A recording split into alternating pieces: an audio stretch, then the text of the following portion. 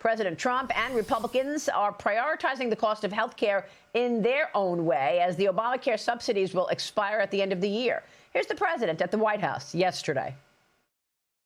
I'd like to see the money that is going to the insurance companies by the hundreds of billions of dollars. The stocks are up through the roof over a fairly short period of time because they're getting vast amounts of money. I want that money to go to the people directly and let the people buy their own health care. And they'll get much better health care than they get with the Unaffordable Care Act. Let the money go directly to the people and let them buy their own health care.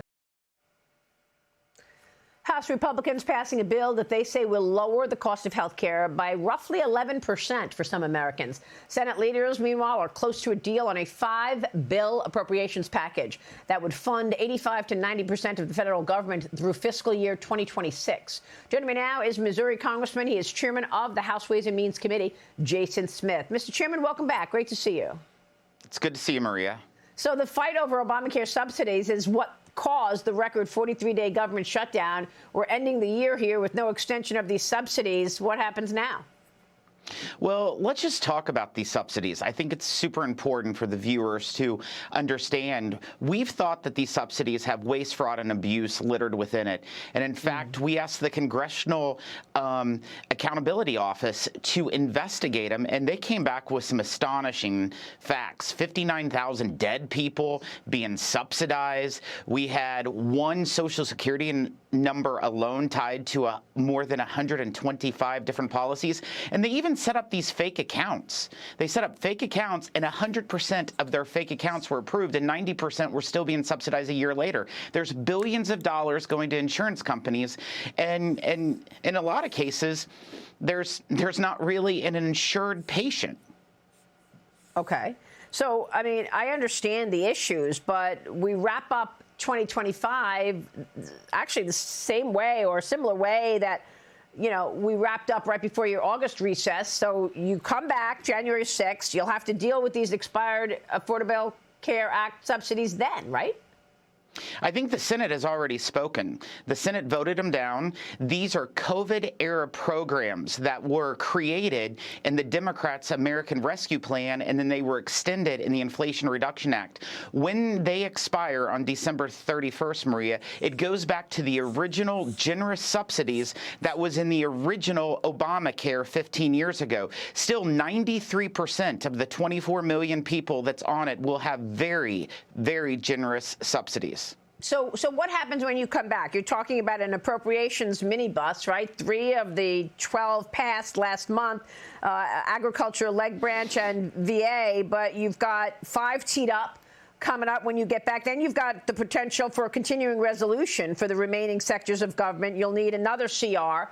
Is that the priority when you come back January 6th? There is no question that funding those last 9 appropriations bills has to be the priority.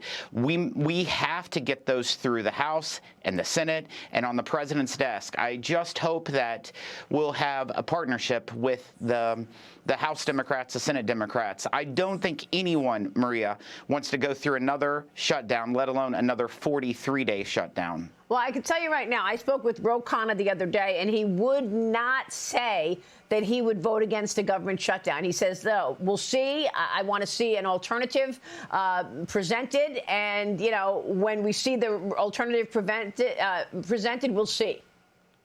So you could see another government shutdown, correct? Well, I always say, Maria, expect the unexpected in Washington, D.C., because I'm surprised every day by some of the actions of my colleagues. But I will tell you, our focus is to make sure that government is open, send those funding bills to the president's desk, while also walking and chewing gum at the same time. We need to look at ways to lower health care for every single American, not just the people on Obamacare exchanges that make up 7% of the population, which is why the Democrats shut down government the last time. We need to lower health care costs for all Americans, lower their premiums for all Americans. Mr. Chairman, President Trump is promising bigger tax refunds for Americans due to the new changes made in the big, beautiful bill. Here's the president during his Wednesday night address to the nation. Watch this. Next year, you will also see the results of the largest tax cuts in American history that were really accomplished through our great, big, beautiful bill. Under these cuts, many families will be saving between $11,000 and $20,000 a year, and next spring is projected to be the largest tax refund season of all time. In the new year, I will announce some of the most aggressive housing reform plans in American history. A major factor in driving up housing costs was the colossal border invasion. The last administration and their allies in Congress brought in millions and millions of migrants and gave them taxpayer-funded housing. So what a success you all had with the big, beautiful bill this year. Mr. Chairman, can you walk through us what you expect to be the most impactful on the economy in 2026? Absolutely. Maria, if we would not have passed the big, beautiful bill on July 4th, Americans starting January 1st would have faced the largest tax increase in their lives. Instead, as the president said, they will receive the largest refunds in the history of America, which will help the economy. When you look at the second and third quarter next year, when people have filed their taxes, people are benefiting from the no taxes on tips, no taxes on overtime, the enhanced tax relief for seniors. These will affect the bottom lines of individuals to a huge degree, which will be very, very beneficial. This week alone, yesterday, we saw core inflation at the lowest rate since before the Democrats went on their $10 trillion spending spree that fired inflation to almost 20%. The numbers are going in the right direction, but we have more work to do. Yeah. I guess I've been talking about the expensing options for small business. How significant would you characterize that as? Because I know that this is a big change, and small business, mid-cap businesses, they're looking to write off things like new computers and facilities and things like that. Do you think that moves the needle much?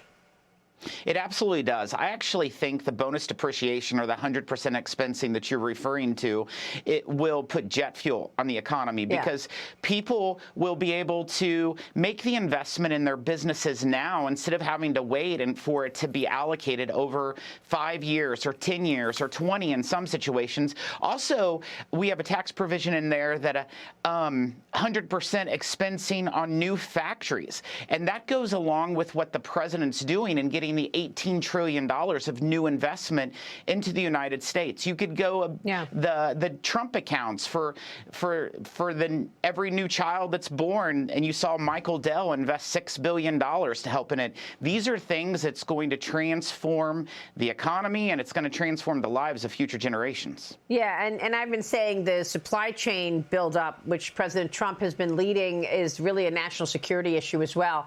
But, Mr. Chairman, probably the biggest legislative question for 2026 is whether or not Republicans are going to attempt to do a second reconciliation plan. I want to ask you about that because you've said in the past that it's unlikely. You said that you don't see a path to pass a second reconciliation bill, although I heard Mike Johnson mention it the other day. Is that on the cards? So I've said all along, Maria, and I'm not changing my tune, that we needed one reconciliation bill to put as many of the president's priorities that we could in, and I fought for that, and we were able to deliver that. And the reason why I fought for that is because you just look at history. There's not been two partisan reconciliation bills ever passed in the same year. And for people to think that we can defy those odds right now, I think is unrealistic. And I would love a second reconciliation bill, but I just don't think with the narrowest majority in the history of the United States, with one member, for example, of my conference that's a no on everything, I just don't know how you would get the votes on a second reconciliation bill. And that's why I've said, like I've said all along, one, but I don't see a pathway for a second one. Well, what would be the priorities that go into a second bill anyway? That was the exact question that I asked when people were going forward with the second reconciliation. What is the main priority? Are you going to address affordability? Are you going to lower taxes additionally for working families? Are you going to be looking at a lot of these successful trade agreements that the president's done? Are you going to lower health care for people? That's my question.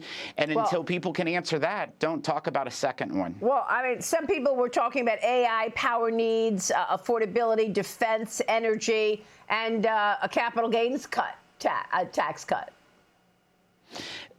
those would all be wonderful things if we can get it together. But to pass reconciliation, Maria, you got to pass a budget first. That will be the biggest feat. If they can pass a budget, I'm excited to do a second reconciliation on tax. All right, all very practical answers there. Congressman, it's great to see you. Thank you so much. Merry Christmas. Thanks for your participation and friendship on this program all year long. Thank you, sir. Merry Christmas. Happy Hanukkah to you and your viewers. And to you. Thank you, sir. Congressman Jason Smith. We'll be right back. Stay with us.